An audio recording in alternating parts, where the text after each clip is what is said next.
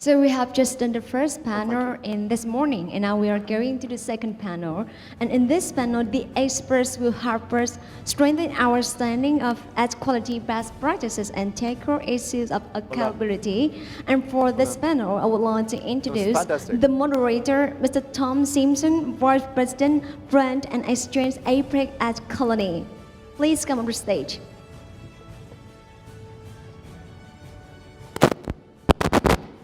And the panelists, Mrs. Đštiễm, Head of the Business and Marketing Integration, Nestle. Please come on stage, Mrs. Đštiễm. And Mr. Soumya Ranjan Pandar, Digital Director, MyShare. And Mrs. Huyen Đoàn, Head of Agency Business, Cốc Cốc. And Mrs. Amy Ho, Product Strategy Director, APEC, Integral at Science. Ladies and gentlemen, and please give a big applause for the second panel and all the panelists. Yeah, wherever. Right. Come closer. Okay, we've got the mics here. Thank you. Xin chào. Khỏe com. That's about as far as my Vietnamese goes, so we're doing the rest of this in English. Okay, so we're here to talk about ad quality, which is a big topic, but a topic that's been talked about a lot over the years. We've already had an introductory session today around ad quality, brand safety, and viewability. So today we wanted to take a bit of a different approach to our discussion around ad quality. Be a bit provocative and ask some questions. So this is going to be a Mythbusters panel, and we're going to look at 4 myths around ad quality, and we are going to explode those myths, or maybe it'll turn out that actually the myths are true. So I'm going to intro myself. I'm Tom. I'm VP APAC for Ad Colony. Guys, do you want to do a quick intro? My name is Huyen, Head of Agency Business for Cốc Cốc. My name is Amy. I'm from a company called Integral Ad Science, and our company specializes in measuring media quality on digital ads. Hi, my name is Soumya. I lead digital practice for Mindshare Unilever. And we were supposed to have Tina with us today from Nestle, but unfortunately she can't make it, so that's why there's the 4 of us up here. Okay, guys, so myth number 1. Myth number 1 is ad quality is solved. We've been talking about it for the past 3 years at MMA conference, so it must be solved by now. Huyen, what do you think? Okay, so I'm in this market like over 14 years. And of course, in the last 3 years in MMA, we've been talking a lot about brand safety, but it's not solved. It's an ongoing issue, and it happens to us every single day. Every single day that your ads out there, you need to watch it out. You need to have a third party to measure it. You need to work with publishers to align about your definition of brand safety. And it's evolving every day. There's new term, new thing when it comes up. Yeah. Yeah, I second to that. It's definitely evolving, because I think a couple of years ago, the discussion was all around fraud, which eventually evolved into viewability, because people want to ensure that their ads are being seen by real human being and at an optimal time.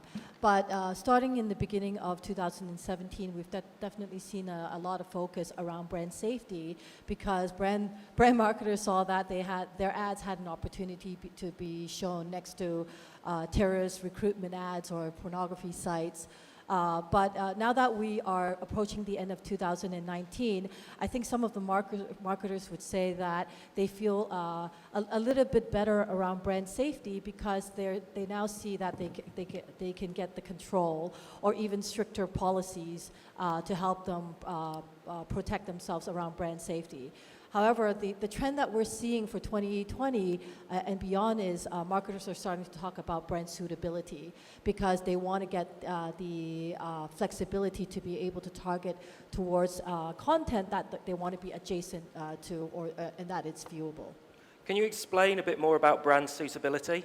Yeah, brand suitability basically means giving the flexibility to marketers where they can set their targeting parameters to allow them to target to content that they want to be adjacent to, that their ad are viewable, and also it's towards their target audience. So it's the flexibility for them to target to places they want to be, instead of before brand safety is around preventing or avoiding risky, their ads having the risk of showing next to content they don't want to be associated with. So that's the difference between safety and suitability. Okay, so it's choosing the level of risk that you're comfortable with as a brand.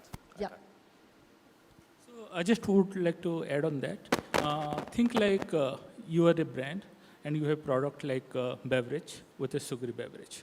You might not want to appear your brand against any article which is talking about child obesity, right?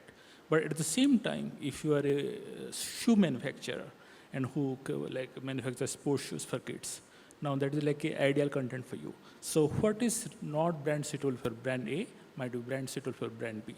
However, whether it is brand suitable or not, brand safety is the lowest minimum standard that each and every marketer should apply.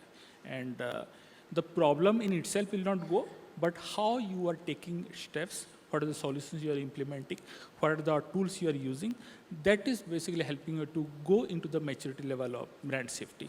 So if you look at the global marketers in Vietnam, and some of them are very advanced in implementing the third-party measurement solutions in terms of brand safety, viewability, etc. But some of the not so advanced marketers, they are slow in taking up those adoption. So you'll find a different level of brand safety, viability, implementation across markets. Yeah. I think that's a really interesting point around the global versus local approach. Amy, do you see a difference between kind of big global brands and local brands in terms of their approach to ad quality, media quality? I think the difference I see is that global brands, because these global brands are present in the more advanced market like the US and UK, they tend to adopt or learn from these experiences early than the emerging or learning markets. But however, from a global brand perspective, because they have these learnings on the local market, they would be following and adopting to these global standards that their headquartered would have set. And I think a lot of the local brands, even though they're not taking action immediately, but then they're all constantly looking at their global counterparts or the global brands to see what they're doing and trying to understand. They may not take action immediately, but they would be waiting to see. So I think the difference I would see is that the global brands, they may be more forward-thinking and taking actions quicker, whereas the local brands, they may be observing, being an observer for the first couple of years first, until they really feel the pain, then they'll start to take action. Yeah, okay. And there's going to be more and more pain as more brands start buying high ad quality, and the poor ad quality impressions will be left to those who aren't preserving. Correct. Yeah. Yep. Yeah, so it just gets worse if you're not doing it. Okay, cool. So myth number one, I think we can say that has been exploded. Ad quality isn't a solved problem here in Vietnam. I mean, it's patchy, it's solved in places, but there's definitely still challenges. Okay, myth number two, and this is a fun one. Myth two is YouTube and Facebook are perfectly brand safe and high ad quality environments. And I think if you look at where most digital advertising budget in Vietnam goes, you'd think that maybe that myth is true. But let's explore it a little bit. This is a very interesting myth, yes. Like looking at our, the way we plan the digital plan, the budget. And I believe in the previous MMA, we also touched by the same thing. Like why all the marketer here caring so much about brand safety, viewability, IVT, and even safe environment where they ad being shown next. So why they put like 70% or 60% of their budget into the open UGC content, where the content are a lot less predictable, a lot less controllable, and we do have a kind of different. I mean, our client do have a different kind of criteria when they're comparing the brand safety environment between a lot of our local publisher, mainstream, and also open OGC content platform. So that is one of the things that we need to see what will be the primary buying KPI. You will be putting your are you willing to put your brand into an area where reputational damage is there, or you want to put the cost will be the second primary, and your brand safety, your brand reputation will be the number one in place. That's what I wanted to share, and also kind of seeking your thought on that. So what I would say is it really depends, right? As long as the type of tools that you are using and the type of brand safety regulations you are enforcing on the inventories that you are buying. So if the content is user generated, probably ideally it would pose a higher risk of in a non-brand safe environment. But there could be debate about what is brand safe and what is brand suitable, right? So what is working for you might not be working for somebody else. So you first need to decide, okay, brand safety and brand suitability means what to for your brand. And accordingly, you need to mitigate those risks by applying the right whitelisting or blacklisting, etc. So that is one side of the story. The other side of the story is whenever you are using any brand safety tools or platforms or viewability tools or platform, always ensure that you are utilizing third-party solutions. So as long as there is a third-party solutions, then you cannot be your own referee, right? So it is like that. So if any platform is claiming, okay, I am more brand safe, it is fair enough. There could be contents which is brand safe, there could be content which is less brand safe. But at the same time, please ensure that you are implementing a third-party solution so that there is no doubt regarding whether the content is legitimate or not legitimate, whether it is in line with the principle of your brand's territory or not. So that is what I would recommend to brands.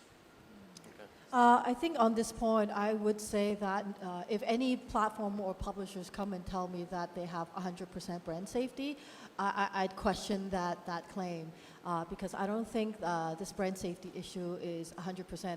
Not even Facebook and YouTube can come out and claim that they're 100% brand safe. And that basically proves the fact that they understand the challenges, and that's why they're proactively working with third-party verification companies like IES to continuously innovate around offering brand safety and brand suitability solutions. I think around brand safety, the other thing is that content are being generated at an exponential rate right now.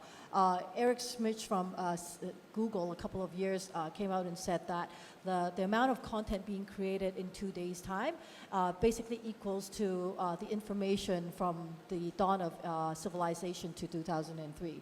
So the amount of content that are being created every day is just massive. And that's why I think because of that, no one can claim that their site or the content can be 100% brand safe. And in order to mitigate that or to prevent that, I think that's very important for brand marketers to acknowledge and proactively work with third-party companies to understand what's going on and also prevent and protect themselves away from it. Yeah, okay. Where can marketers find a kind of brand safe, high ad quality experience online? Sumia, I mean, in your work, where do you go to find that ad quality? Where do you tell marketers, what do you tell them they should be doing? I think the foremost thing is there is no negotiable, I mean, it is not negotiable that the ads cannot be served on a non-brand safe environment. That is the basic minimum criteria. So whenever we are procuring any inventory on behalf of our client, we ensure that the inventory is served in a brand safe environment. It is seen by human in the assigned demographic. And that is a basic minimum criteria that any inventory provider need to fulfill. After you meet that basic minimum criteria, of course, there has to be third-party measurement solutions. After that is done, then depending on your brand, you just need to find out that brand safe environment or not. On top of that, what I would suggest is, if you are creating a private marketplace, then probably that will give you a better opportunity to put high-quality inventory. Private marketplace. Yes, yeah. from a more trusted sources, right? And you need to ensure that they are tag certified, and you need to ensure that, okay, how you are leveraging those inventory, how you are procuring those inventory from a more transparent manner. So do you think there's more risk in buying open exchange inventory? It is not about whether it is exchange is more non-brand safe or not, but it is like when you know a particular publisher, when you know what kind of inventory it is providing. So when we are going out and buying the inventory in the market, right, we will put our priority list. So if the inventory is from a trusted source, it is from a trusted publisher, I would put that as a first priority. Only after we meet the basic minimum criteria, okay, if our requirement is fulfilled, then probably we'll go to open exchange. But at the same time, the third-party measurement, that has to be the basic minimum criteria. Yeah. So whether you are buying from a private marketplace or whether you're buying from a open exchange, depending on what kind of inventory you are able to procure through your trusted partners, it depends on you. But the third-party solutions is that is like not negotiable. I also want to add to this point is I think now that the industry is getting more educated and getting more understanding around media quality, we're definitely seeing people start to use more the technology. Like from a buy side, they're using pre-bid targeting or blocking capabilities to help them prevent around brand safety. But then we're also seeing from a supply side, publishers or programmatic platforms being more open to work with technology companies to help them ensure that their inventory source is good before they sell it to advertisers. In fact, on a global trend, we're seeing that on a global scale, we've seen brand safety have dropped quite a bit, like about 1% point, which is a good indication. And from that, we understand that it's because people are taking more proactive measures around brand safety to protect themselves, both on the buy side and the sell side. So you're seeing more on the sell side. Hien, actually, that makes me think of a question I had for you around Vietnamese publishers. So, I mean, we saw in the earlier presentation that there's an alliance of publishers, brands, agencies globally, kind of safeguarding better advertising. Is there anything like that here in Vietnam? Is it necessary? I mean, I know, having run integral ad science here in Vietnam, that sometimes the results can be quite scary. So is there a need for that? Definitely there's a need for it. And in Vietnam, we do have local committee measurement. It already formed between our a few top publishers and also third-party measurement together. So we also putting the brand safety, IVT, bot traffic, also very high in key high note in our measurement. And also we even wanted to do, measure the cross-platform measurement, like which channel will really bring the value to you. It's not just now the KPI will be more on the viewability, brand safe, IVT, but then those value, what will translate into the business impact or value to the client. That will give them a better ad recall, better, like brand love or higher purchase intent. So those things, I think we should be thinking about it and not just focus on 1 or 2, 3 single KPI. Okay, cool. So that's myth number 2. So YouTube and Facebook, high quality, brand safe environments. I think we're somewhere in the middle on that. I think there are inherent issues around social media, around dynamic content that you can address by working with more static publishers. But YouTube and Facebook are doing a lot to help protect brand safety. So, okay, myth number 3. Right, myth number 3, and this is one that Amy's going to jump straight in on. Myth number 3 is ad quality is all about robots, technology, data, and artificial intelligence. It's not about humans. Since you called my name, I'll answer first. Yeah, I think this is definitely a myth. It's not just all about robots, but there needs to be a certain level of human interactions and control around that too. For example, from our global stats, we see that the fraud rate has been increasing over the past 2 years. And again, it's the same as content creation. It has been growing at not a linear level, but at an exponential rate. And the reason is because fraudsters they're actually using machine learning to help them cheat more money out of the system. So they're actually learning and improving their technology as well. So I think from a technology perspective, it can't be just about robots. There needs to be a balance of science and scale. When I say science, it means a combination of human interactions and control, and then adding on top of that the AI and machine learning to help you improve and keep up with the pace of content creation or the activities that are happening on the internet. And then scale means that you need to be working with a technology that has the coverage you need across multiple devices, multiple ad format, multiple platforms to really help protect you. So I think it can't be just human or just be bot or a robot. It needs to be a combination of both. Yeah. So it's an ongoing battle between the bad guys and the good guys. It's an ongoing battle. Yeah. Okay. Cool. So just to add on that, I think what we need to do is we need to isolate the issues, right? Example, if it is about invalid traffic or it is about fraud traffic, then probably what you can do is it is technology driven. Then you can employ technologies to control that. But if it is all about whether the ad is viewable or not, then it is not so much about bots or robots, but it is all about, is your platform suitable enough to provide that inventory, or is it being seen by human or not? So there is a mixture of human element to it, there is a mixture of robot or AI element to it, but what definitely AI can help you getting understanding what is the core issue, and you can scale it up using technology, which cannot be done at a human level. But some of the global media owners, what they are using, they are also employing human moderators to screen content which is not supposed to be brand safe. Example, extreme violent content, or which is content about terrorism, about say pornography or adult content. All those are, if accidentally some contents get posted, those are humanly getting moderated.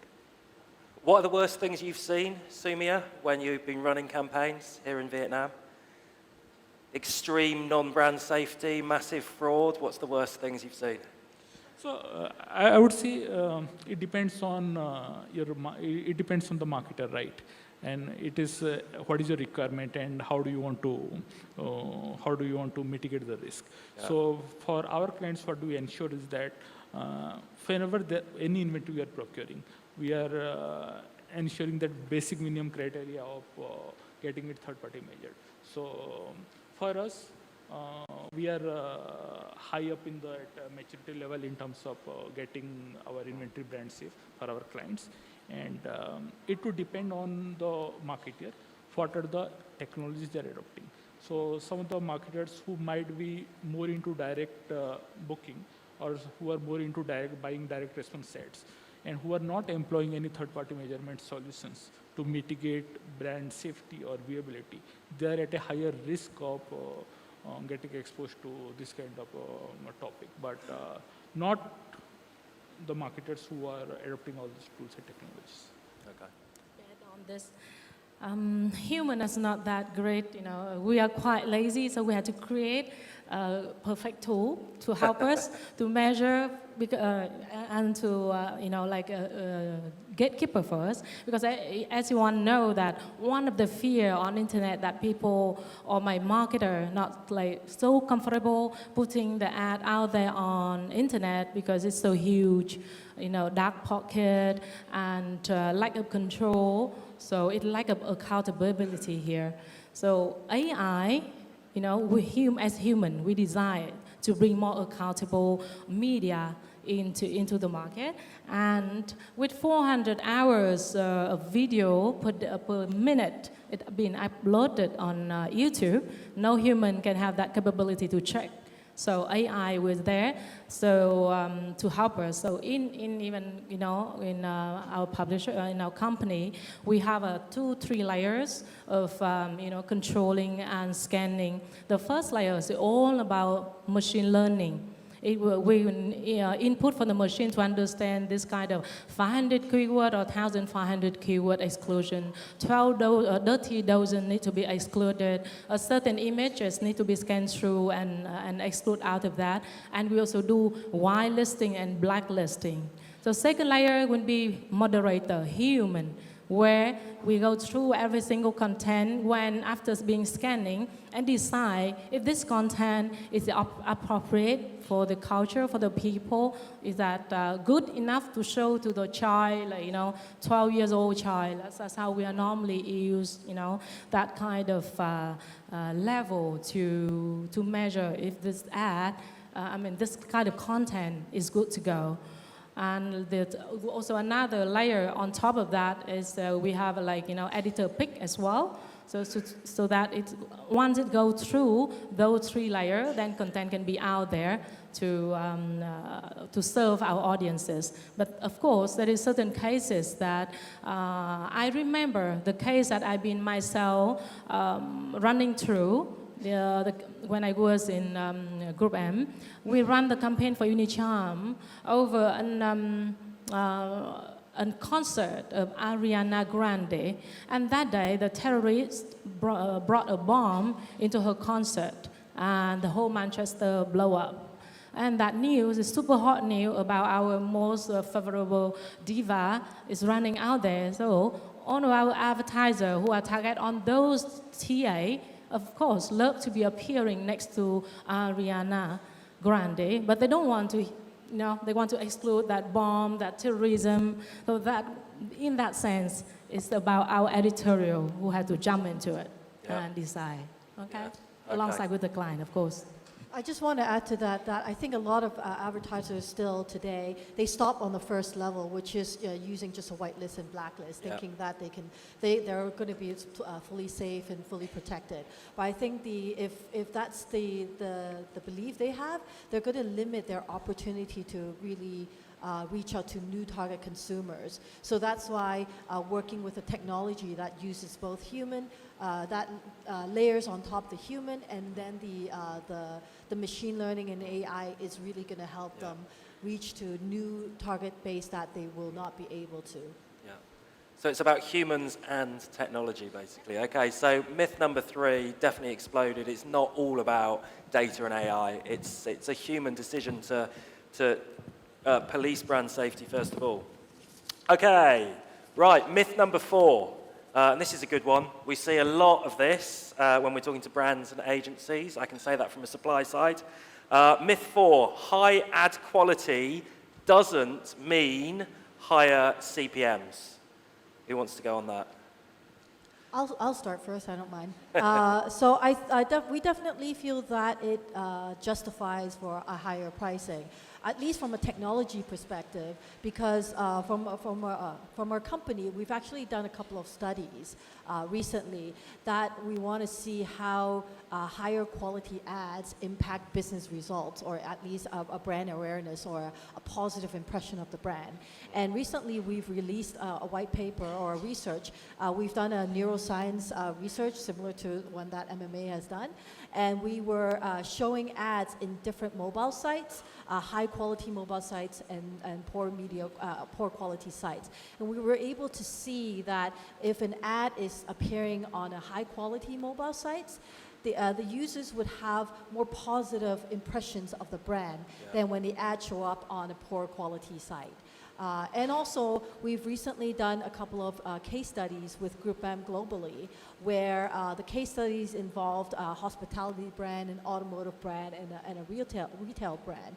We were able to see a positive correlation when the ad has higher quality, not just from a viewability perspective, but from a time in view, like the average time that the ad is being seen, or the total time that it's seen, and frequency.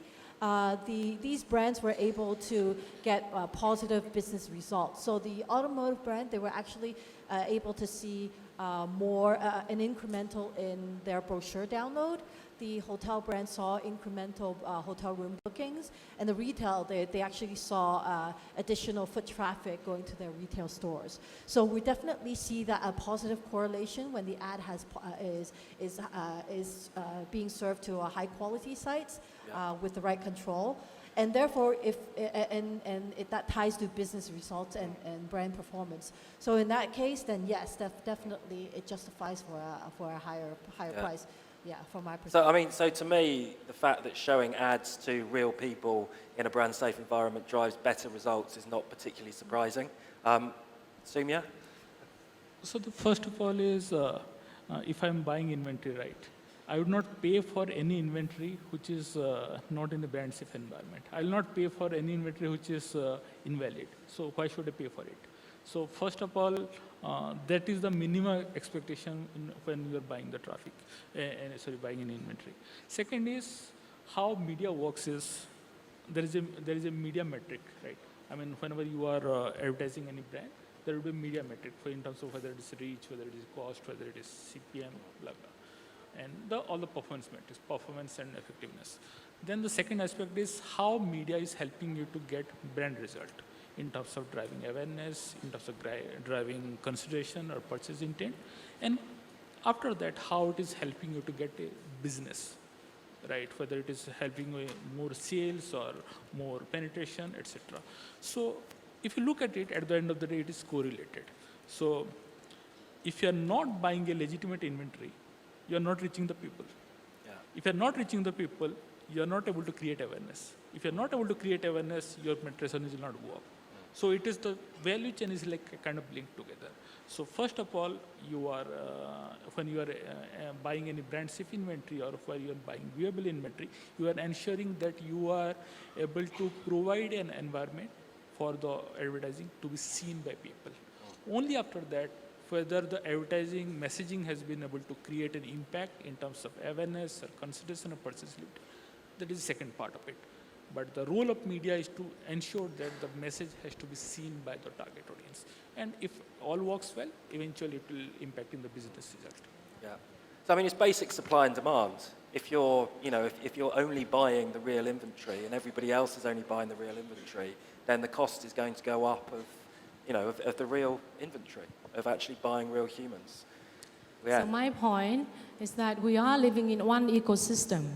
So if the ad quality is part of it, but it's the kind of result of everyone in the ecosystem. From content creator, they have to invest into their platform to make a good content, to bring the valuable content and responsible content to the society, to the community. And there's a platform and publishers, we are doing the same thing, like good content, technology, AI, human people sitting behind it to make the best, to bring the value again. And for the also the responsibility here for the audiences, like end user, they also need to promote for the good content rather than the bad content out there. Promote for extremist content is not the purpose. And advertiser, they also have a clear kind of definition of choosing which platform, which advertiser, which safe platform that they should be going into it.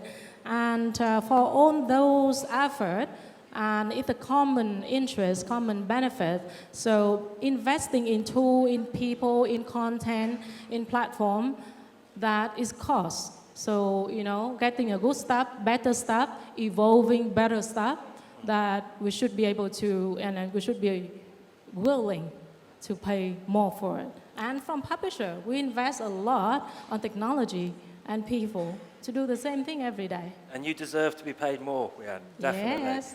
I mean, but everybody's under pricing pressure, right? I mean, agency pitches are won and lost, you know, on pricing regularly. So there's a lot of pricing pressure in the industry. Yeah, I mean, how much impact does that have on people's decisions to use kind of brand safety technology or to buy inventory? Isn't it easier just to buy like a cheap CPM and then kind of go home and say you've done your job? I would say cheapest CPM is not the first priority. The first priority is brand safety. Because as I told earlier also, it is a not negotiable clause for us. So whenever we are buying any inventory, we must ensure that that is brand safe for our clients. So only after you meet that basic minimum criteria, then you can talk about whether the cost is higher, lower, etc., whether it is meeting your benchmark or not. So as long as you are fulfilling the basic minimum criteria of brand safety, making it viable, then the cost is secondary. I would not blend the two. Of course, sometimes you have to take a call about okay, whether the cost is working or not. But whenever I'm talking to any media partner, I'm ensuring that whether the cost that is provided to us, it is including the brand safety criteria. It is not like an optional clause, okay, if you include brand safety, cost would be X, if you not include that, cost would be Y. Yeah. That is not how we look at it. We look at, okay, it has to be brand safe for sure. Yeah. Now tell me what is the cost. Okay. Any more for any more? Okay.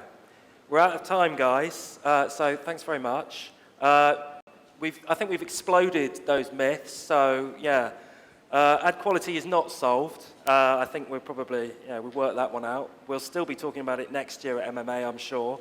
YouTube and Facebook are moderately brand safe, and they're doing their best, but I think they themselves would say they're not 100% brand safe. And there are other places where you can get brand safety, viewability, high ad quality. Ad quality is about humans, not just data, technology, and AI.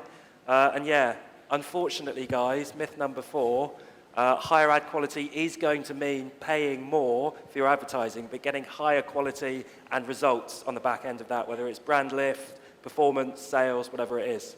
All right, fantastic. Thanks, dudes. Thank you. Thank you. Come on. Thank you.